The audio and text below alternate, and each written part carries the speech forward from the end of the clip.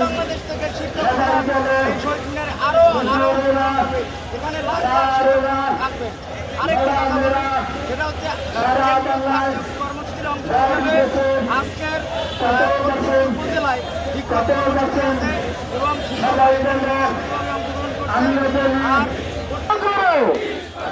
হচ্ছে না হাতের তালে মেরে বলা দাবি মেয়েদের কোনশো দাবি। ধন্যবাদ। আমরা আমাদের বক্তব্য ফিরে যাচ্ছি। 1 মিনিটের মধ্যে বক্তব্য রাখবেন মাসুম বিল্লাহ, নেত্রকোনা জেলা প্রতিনিধি মাসুম বিল্লাহ। আসসালামু আলাইকুম ওয়া রাহমাতুল্লাহি ওয়া বারাকাতুহু। আলহামদুলিল্লাহি রাব্বিল আলামিন ওয়াস সালাতু ওয়াস সালামু আলা রাসূলিল কারীম। সম্মানিত জাতির বিবেক, শিক্ষক শিক্ষিকা এবং সম্মানিত কর্মচারী বৃন্দ, আমরা সবাই অবগত আছি আমরা কি কারণে এতদিন যাবত এখানে আন্দোলন সংগ্রাম করে আসছি। আমাদের একটাই কথা থাকবে, আমাদের যিনি বর্তমানে শিক্ষা উপদেষ্টা আছেন উনি মানে অন্ধ। ওনার বিবেক বলতে কিছুই নাই, ওনার বিবেক বোধ বলতে কিছুই নাই। মানুষ করার কারিগর শিক্ষক এত কষ্ট করতেছে, উনি কি অন্ধ হয়ে গিয়েছেন? অযোগ্য অথর্ব উপদেষ্টাকে এই মুহূর্তে হয় প্রজ্ঞাপন আর না হয় পদত্যাগ। ঠিক আছে, হয় প্রজ্ঞাপন, হয় 20% প্রজ্ঞাপন দিতে হবে।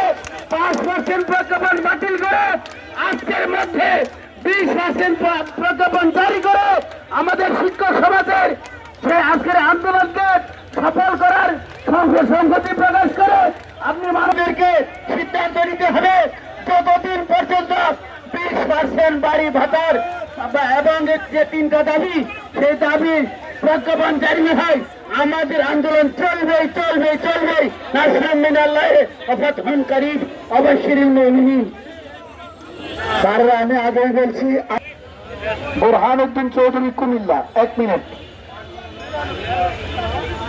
আসসালামু আলাইকুম ওয়া রাহমাতুল্লাহি ওয়া বারাকাতুহু।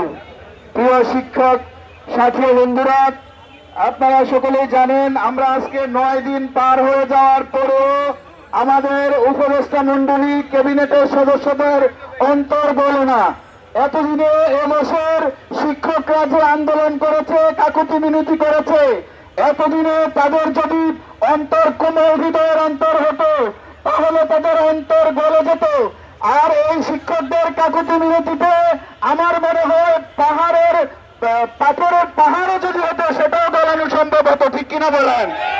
আমরা জানি, আমরা একটা প্রভাব জানি, প্রজায় লঙ্কায় শহর রাবণ। আজকে উপদেষ্টা মন্ডলীতে যারা আছে তারা কোন পর্যায়ে ক্ষমতা এসে বসেছে তারা জানে না, তারা রাবণ সাজে বসে আছে। ঠিক কিনা বলেন? আমরা বলবো আমাদের ক্যাবিনেটের অধিকাংশ সদস্য শিক্ষক, বিশেষ করে আমাদের আইন উপদেষ্টা ডক্টর আসিফ নজরুল স্যার এদেশের সর্বোচ্চ বিদ্যাপীঠ ঢাকা বিশ্ববিদ্যালয়ের শিক্ষক ছিলেন। তিনি প্রকাশ এবং দাবিতে যৌক্তিক হিসেবে সংহতি প্রকাশ করেছেন বাংলাদেশের বড় বড় রাজনৈতিক দল থেকে পেশাজীবী সংগঠন, ছাত্র সংসদ, বিভিন্ন বিশ্ববিদ্যালয়। তার একটা তালিকা আমরা করেছি।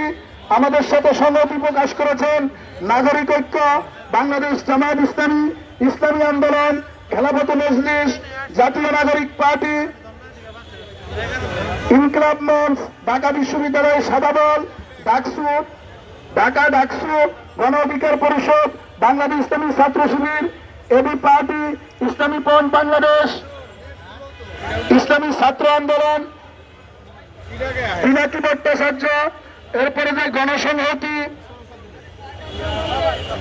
জাপা চেয়ারম্যান ডক্টর ফজলুল হক, লিব বিজ্ঞান বিভাগ, জাকসু, গিয়াসউদ্দিন তাহির হুজুর।